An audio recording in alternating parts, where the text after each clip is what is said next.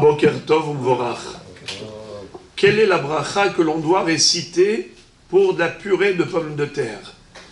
On a de la purée qui est bien écrasée, donc ça a été, je dirais, presque liquéfié, transformé.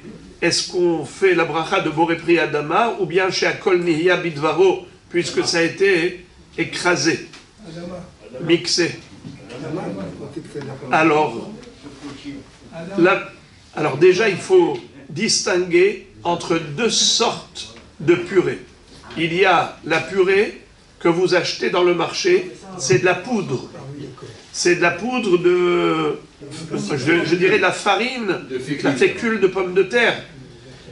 Et ensuite, vous allez mélanger à l'eau, la pétrir, et c'est comme ça que ça devient de la purée de pommes de terre.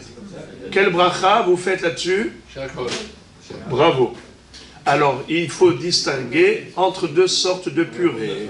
La purée naturelle faite à la maison avec des vraies pommes de terre qu'on a écrasées, alors là, c'est Boré Peri Adama.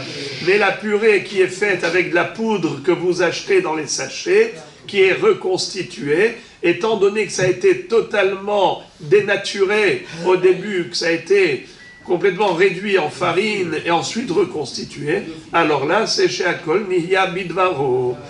Regardez, cette halakha, elle est importante aussi par rapport aux fruits d'Eretz Israël. Vous savez que la bracha Aharona, après avoir mangé des fruits, quelle bracha Aharona on doit réciter? Alors, pour certains fruits, on fait Boré Nefashot, pour tous les fruits d'ailleurs, à l'exception des fruits dont Eretz Israël a été loué, ce qu'on appelle les fruits d'Eretz Israël. Par exemple, les olives, les dattes, les grenades, les figues, les raisins. Quel bracha on fait? Al ha'etz ve'al peri ha'etz. Alors maintenant, si par exemple, je mange de la purée de dattes, de la purée de raisin, d'accord? La purée de figues, c'est-à-dire qu'on mange maintenant de la pâte, ça a été transformé. Quel bracha on a dit qu'il faut faire au début? Non, on a dit que la purée de pommes de terre naturelle, c'est Boré Peri Ha'etz. Alors la purée de figues ou de dattes, ça va rester Boré Peri Ha'etz. Quel bracha je vais faire à la fin? Hein?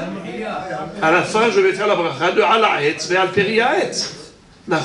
Mais si c'était chez Akol, ça veut dire que ça avait été totalement dénaturé et ensuite on fait la bracha de chez Akol dessus.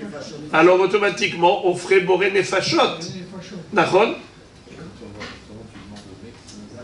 Voilà donc un détail important. C'est pour ça que, mais pour les fruits d'Eretz Israël, étant donné que ça n'a pas été dénaturé, c'est à l'origine, c'est du fruit que j'ai écrasé et il conserve son statut, c'est la même texture, juste qu'elle a été un petit peu transformée, écrasée, ça reste Boré Peri Ha'etz et ça reste Al ha'etz ve'al peri ha'etz à la fin. Alors le jus d'orange, c'est une bonne question.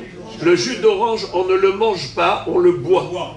Alors étant donné que c'est de la boisson, on fait la bracha de chez Akol Nihya Bidvaro, dans tous les cas de figure, toutes les sortes de jus d'orange. C'est vrai qu'il y avait des rabbanim qui avaient voulu dire qu'on fait Boré Peri Ha'etz pour le jus d'orange, étant donné que tout le fruit est entièrement pressé à l'intérieur du jus. Donc c'est comme si j'avais écrasé le fruit, comme on a dit tout à l'heure. Si j'ai écrasé la pomme, j'ai de la purée de pomme, je fais Boré Peri Ha'etz. La purée de pommes de terre, je fais Boré Peri Adama. Alors le jus d'orange, puisqu'il y a tout le fruit dedans, on devrait faire Boré Peri Ha'etz. Mais étant donné que c'est du liquide, c'est pas du solide, alors c'est chez Akol Nihya Bidvaro. Une confiture de fruits. On a fait soi-même à la maison. Alors la confiture de fruits, ça c'est une bonne question. La confiture de fruits, si le fruit est complètement écrasé, complètement dénaturé et on ne voit plus rien, alors c'est chez Akol. Mais s'il y a des morceaux, alors là la question se pose, pourquoi?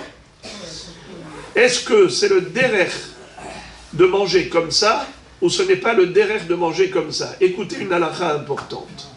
Si par exemple, je prends de la salade et au lieu de la manger crue, je la mets à cuire, je mets à bouillir de la salade, et après je mange la salade bouillie.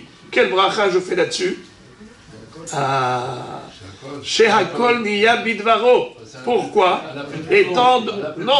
Non, c'est parce que je ne l'ai pas mangé de la manière habituelle.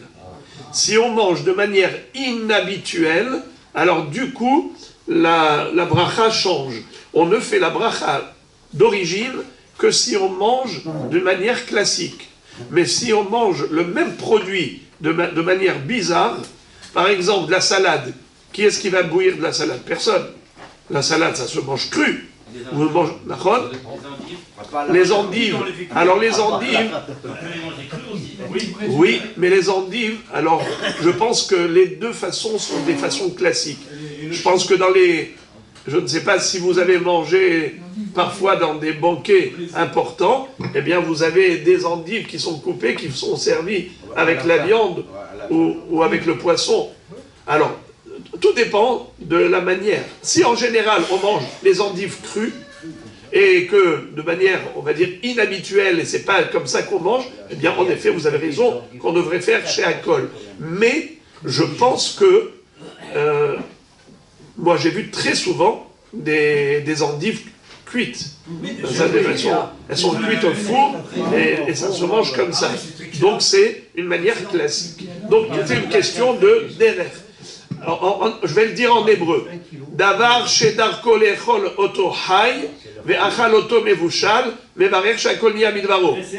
Davar shedarko lechol mevushal ve'achal oto hay mevarech shakol niya midvaro. Donc la bracha de shakol, c'est à chaque fois qu'on mange de manière inhabituelle. La confiture, c'est habituel ou pas habituel? Oui, c'est habituel, mais ça dépend si le morceau est visible ou pas.